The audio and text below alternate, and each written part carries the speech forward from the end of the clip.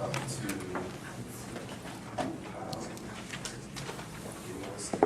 oh, no, I'm sorry. Genoscusi. All right. So that's our verb, right? And just while we're reviewing and kind of getting building habits, let's just walk through the whole process. Sentence 10, we see genoscusin as a verb, and what else? Pistiusin. I've got two verbs. How many clauses? Two clauses. How can you have two clauses in one sentence? A conjunction that joins them, right? And that's in sentence 10. What's the conjunction, Julia? Look at sentence 10 again carefully. The end, but haughty is the conjunction between the two clauses. Kai is a conjunction, right? Earlier in the sentence. Does it conjoin two clauses? What does Kai conjoin? Two nouns here, which, yes, they turn out to be two subjects. But if we've got two clauses, I want to translate one at a time. Okay? So I'm going to let the conjunction haughty be the stop sign. I'll pick up the remainder of the sentence when I get there. After I've identified the verb in that first clause, go ahead and parse it. And what'd you get, Dontrell, for genoscusin? I need they know. Okay, they know is a correct translation, but I want you to back up a step just for our, shaping of translation habits and skills. How do you parse genoscusin? Oh, present active indicative. Third plural. Third plural, right. And then we translate it, they know. And I realize you do these instantly, but I want you to be conscious of what you're doing, okay? You know it's translated, or rephrase that. You understand that you translated they know because you properly identified it as a third person plural, right? Of the verb genosko. Now, next step. I ask, does the clause identify the subject, or is it only implied in the ending? The ending tells me it must be they know, but the sentence can do more than that. It can name the subject. And what is the method in Greek? I'm not asking what is the subject, I'm asking what is the method in Greek for naming a subject. Shouldn't he? A nominative ending. It uses a nominative case. Technically, it's a nominative case, and we know one set of nominative endings, right? It'll always be the nominative case, but we get more than one nominative ending, and even more than two as we go on. So I'm looking for a nominative. Do we have a nominative in this clause? Yep. Already said so. It's gay and thalassa. So it's not they know. Fill in the blank. Who knows? Not among you in the sentence. Who's doing the knowing? Land and sea know. So that's kind of odd statement. Land and sea know. They're personifying the land and sea, but that'll work. And then the haughty, I have to remember that haughty can be translated more than one way. And I've got to pick one. But just hold loosely to the one you pick. Give yourself freedom to change it. So if you pick that and your sentence doesn't make sense, go back and change to because and see if it makes better sense. And vice versa. So which one are we going with? They know that or they know because? They know that. Because that just seems like we're going to hear the content of what they know. And the verb we said in the last clause was pistudusin. Person and number is parsing. Third plural, right? So if I just had pistudusin by itself, translation would be they believe. But here it's negated with oo. If that's all I had, how would I translate it, Jamie? Oo pistudusin. It's isn't it Yeah, but if I had oo in front of it, and that's all I had here, oo pistuusin, how would you translate that phrase? Not believe Yes, would you just translate it not believe? it. No, it says they do not. They do not believe. Good. Now the next question. Now I know what's going on. I've translated my verb, and here the particle that negates it. So I know what's happening in this clause. But this sentence gives me even more information by identifying the subject. And what's the method again for identifying the subject? No. Nominative case. Do I have a nominative here? Yes. Cardia. So now we say cardiae ou pistuusin. What doesn't believe? Hearts don't believe. Now, if you put those together, land and sea know that hearts do not believe. I don't know exactly what that means, but it's not incoherent, right? Yes, sir. Yeah, I think sometimes it keeps us from writing that because it doesn't make sense. And so And we have to be sympathetic to the problem here with these first few lessons especially. We don't know very many words, and Croy is trying to mix up the vocabulary as much as he can. And so we come up short. That sentence wouldn't make the cut in my judgment if I were editing this book. I'd say, we're only going to have 11 sentences in this lesson. That one doesn't make it, because that's just not worth our trouble. But if we can appreciate the difficulty in trying to make up these sentences with a very limited vocabulary, we'll, if you just think, that doesn't make any sense at all, then maybe reconsider your translation. If you think, that just sounds kind of dumb, well, maybe it is just kind of dumb. I think we have here. Unless I'm missing something. It's an allusion to a psalm. Often what he's trying to do is paraphrase a biblical statement, if possible, maybe a concept, but with different vocabulary. So you could find something in Scripture about, the earth and the sea praise God, but foolish people, fail to do so. And he's trying to say something, but limited vocabulary makes that difference. Julie? I have a question about 11. Okay, anything else on 10? Now, 11 may give us the opportunity to make this point, but 10 is a little bit shorter. And I'll even come back and do it with another one, so go ahead with your I have a question about the question in 11. question about the It's a question. two-worded question. Yes.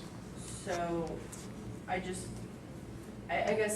as literal as possible and as free as possible, but is it okay to just put is and are Yes, there? we generally need a helping word for an English question. Okay.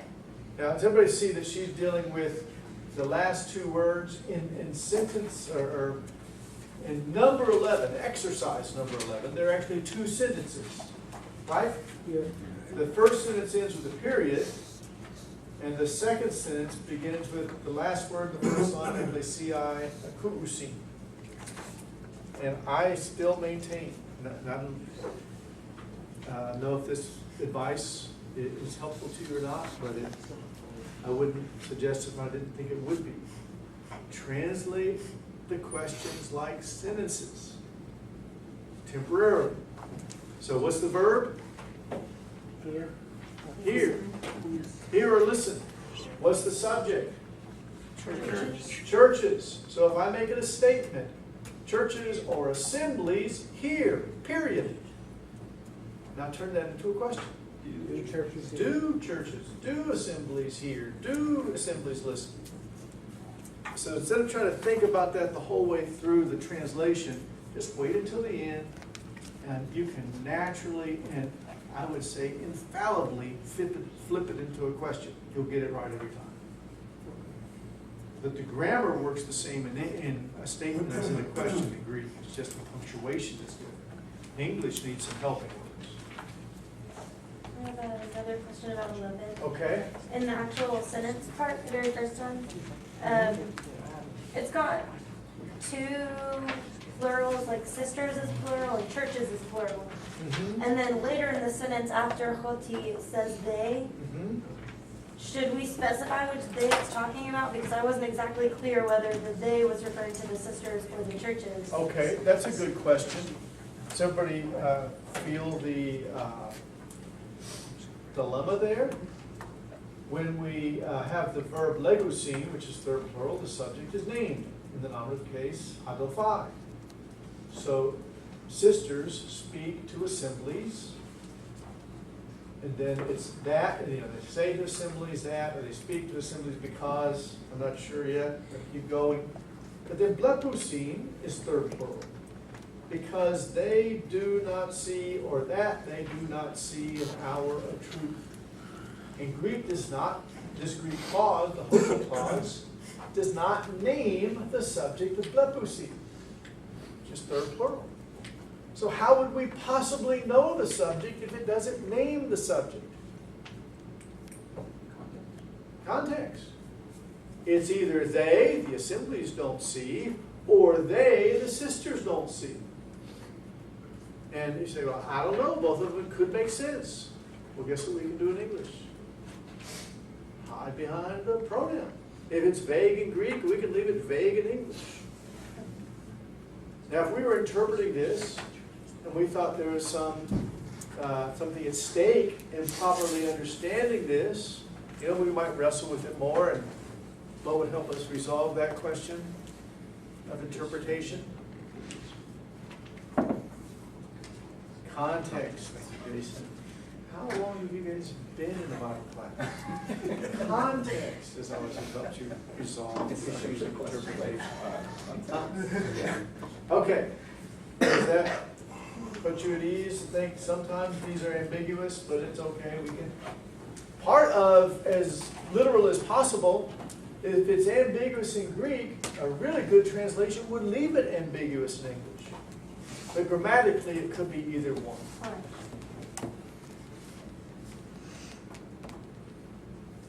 Other questions? Everyone feels good about lesson 3? I can tell you this, you always feel better when you don't take 72 hours off. Yeah. If you do this every day, Monday's just a lot easier. Sometime every day. Things happen to throw off your plan to spend about 10 hours over the weekend on Greek. You've got to spend some time on it, or you just get further behind. Because today we turn to lesson 4, jump into something new.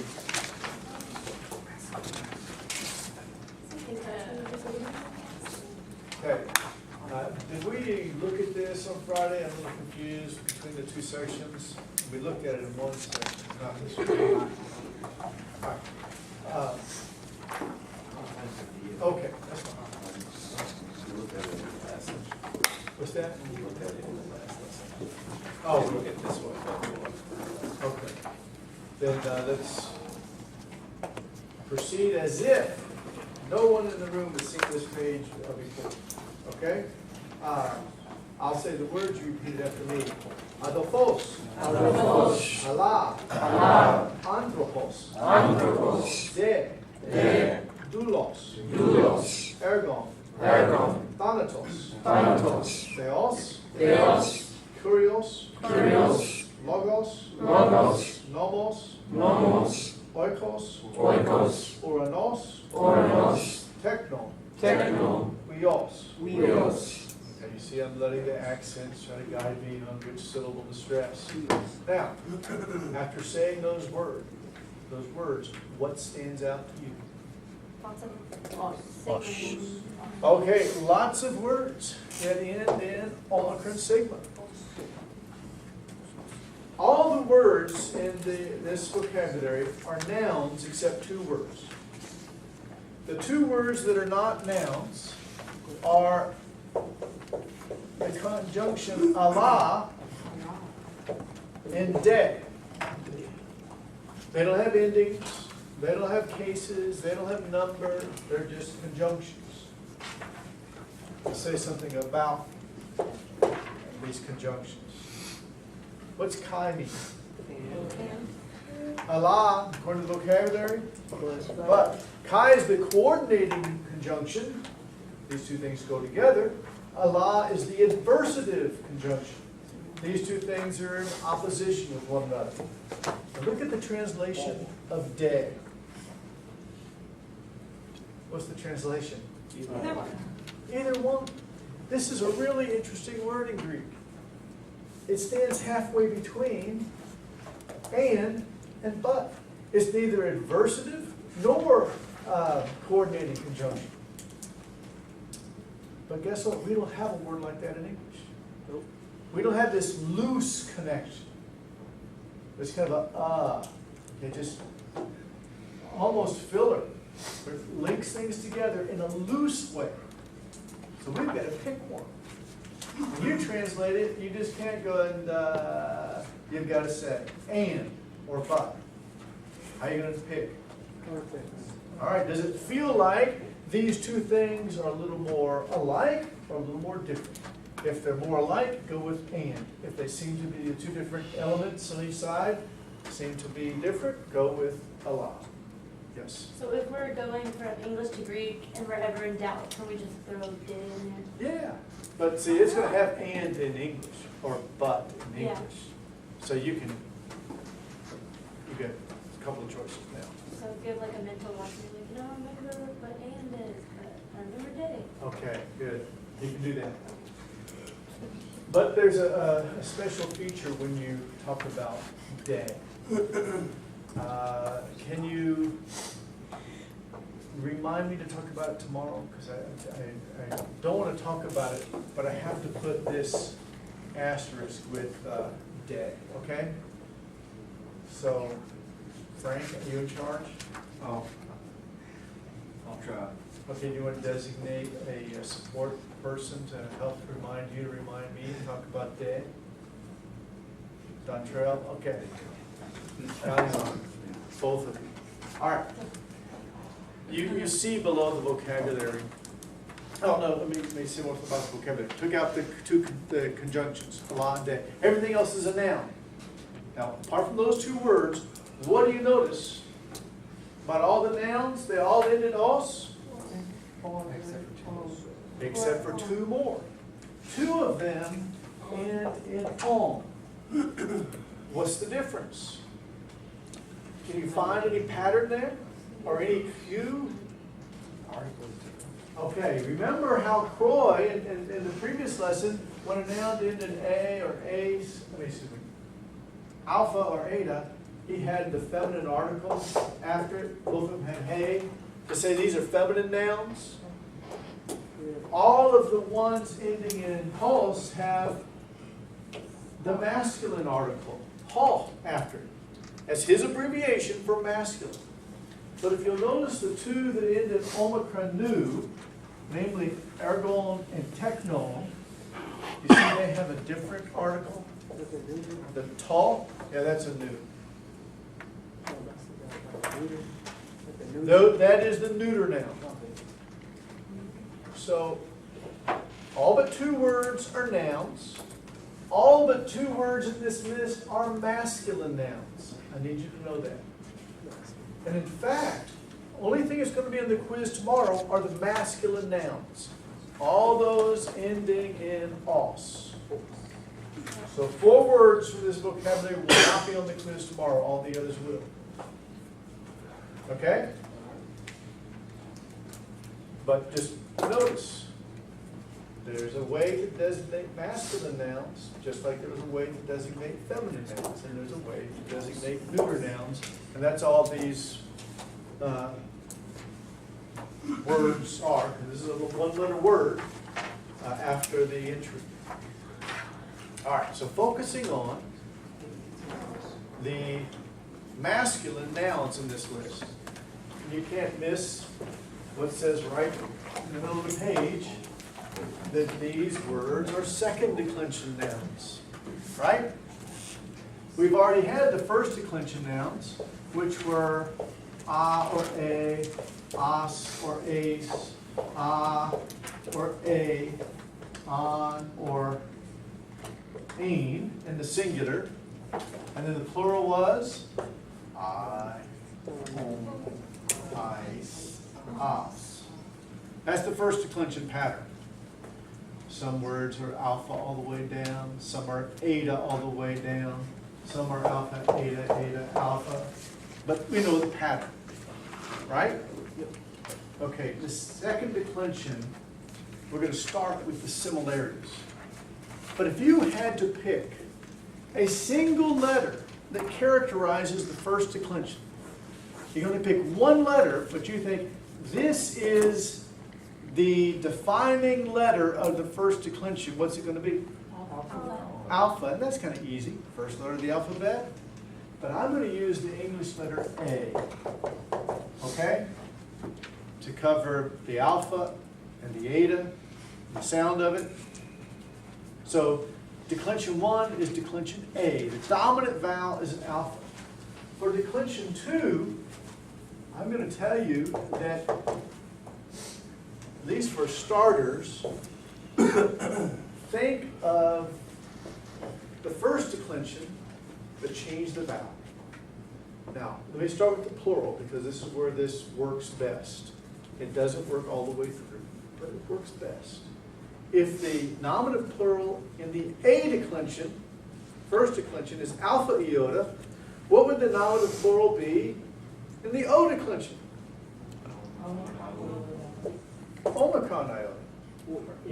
Could have been omega, but it's where you had an alpha, now you got an omicron. The genitive, turns out, that one didn't have an alpha there, but we're going to have the exact same genitive plural. Don't have to learn a new genitive plural ending, it's the same one. In the dative plural of the first or A declension, it's alpha iota sigma. What would you like the dative plural to be in the omicron of the second declension? Omicron iota sigma. Pretty easy so far. Now if you got to pick accusative plural, in the first declension it's alpha sigma. What would you pick for the second declension? Omicron sigma. But we're busy with omicron sigma in the singular, right? Do we use it twice? We could. We had alpha sigma here and alpha sigma there, but you complained. So do you want to do that again? No. Okay. Everybody knows heaven. I'm sorry, Aaron. We're going to go with them. So that we're not going to duplicate it. Instead of os, we're going to put a diphthong there. Oos. But still, omicron dominates. Same consonant. So instead of I own ice os, oi own ois oos. Okay? Now, again, if we were using this as our pattern, what would we naturally want for the genitive singular? Omicron sigma. But you don't want to use that again. I already got that on all the vocabulary words. So here they say, well, why don't we use omicron upsilon? We used omicron upsilon earlier. Let's do that again, but we won't put the sigma on so you keep them straight. I think that was what was going on in their mind. The pattern is clearer in the plural than in the singular, but the dative. Alpha iota subscript, eta iota subscript, omicron iota subscript, except an omicron can't take an iota subscript. What can we do? Omega, that would work. Omega with iota subscript. What's that? I got panicked for a second. Okay, but see, we're keeping up the pattern, but an omicron can't get an iota subscript. First pattern, type A, the singular is alpha nu. What's it going to be in the second? Omicron nu. Now you can learn these the same way you learn these, just as a set of random sounds. But I want you to see there is some continuity between the two, and that knowing the first declension gives you a head start on the second declension. It doesn't solve it for you, but it gives you a head start. Knowing the vocabulary words all in and Omicron sigma tells you what the nominative singular looks like, right? That's the default form, is nominative singular. So the ones that are brand new would be oo and oos. But I recommend you say them aloud like this with me. Os, oo, o, on. Let's do it again. Os, oo, o, on. Os, oo, o, on. Os, oo, o, on. Os, oo, o, on. Os, oo, o, on. Os, oo, o, on. Os, oo, o, on. Os, oo, o, on. And then the plural, oi, on, ois, oos. Oi, on, ois, oos. Oi, on, ois, oos. Oi, on, ois, oos. Oi, on, ois, oos. Oi, on, ois, oos. Oi, on, ois, oos. Oi, on, ois, oos. Os, oo, o, on. Os, oo, o, on. Oi, on, ois, oos. Oi, on, ois, oos. I'll leave it up to you to do that 100 more times. And how long would that take? 3 minutes? I don't know, but you can do it. So you've got to know this set as well as you ought to know this set. How well should you know the first set by now? Like our name. Like your name, without thinking. Just without thinking, you've got to be able to do that. Okay? And you can. It's a mindless exercise to learn those. All right, what questions do you have? Now, I hope you see that, we're using the same rows, the same order, nominative, genitive, dative, accusative. We still have singular, we still have plural. So now you recognize why Croy said when we have adelphos, it'll always be a subject. Why is that? It's the nominative singular form. And that's the difference in John 1:1 between theos and theon. Theos is the nominative singular, theon is accusative singular. And all the forms and the translations all the same. Yeah, well, let me make sure I understand what you're saying. All the forms are the same. I mean, like, the chart that we did, it's the same thing, but with Like the Omicron. nominative. Yeah. So let me clarify. This is for the masculine second declension nouns. Yeah. There is a variation for the neuter. And it starts with It's the okay. neuter nominative being It's okay. No, we had these words in the list. I was going to tell you that neuter has a variation. It's Omicron neuter instead of Omicron sigma, ergon, technon.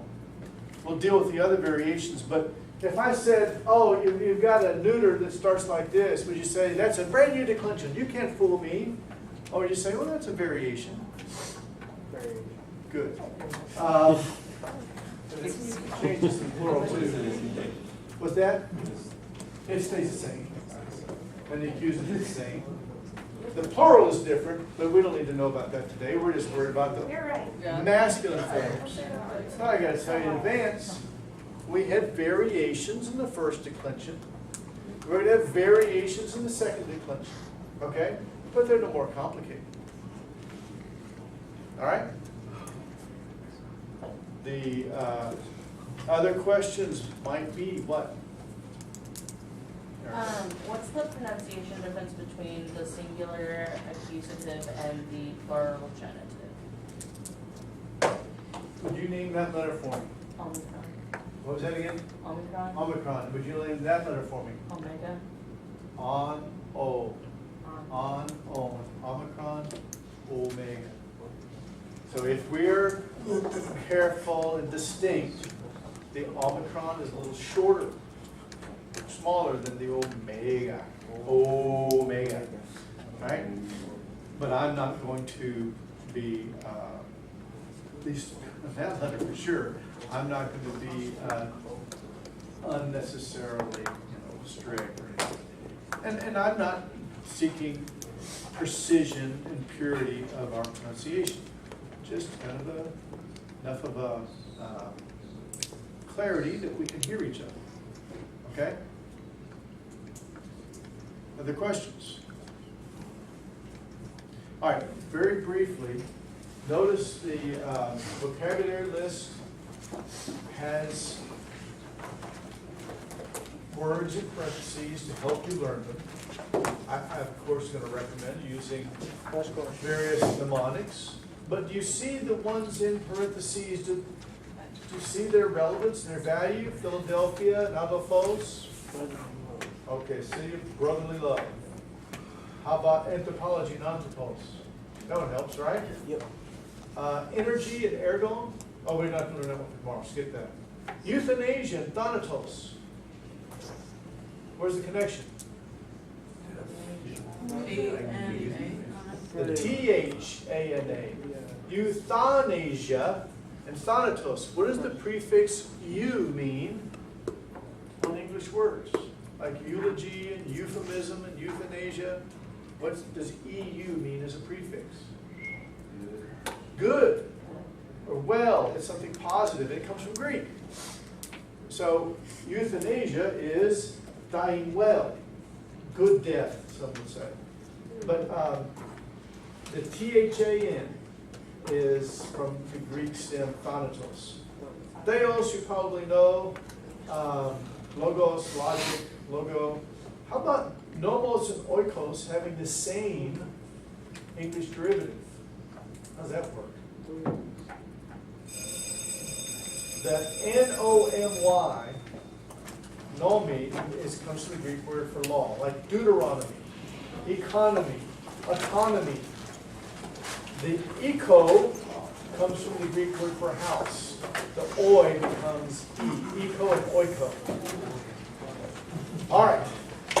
Vocabulary quiz on the masculine nouns and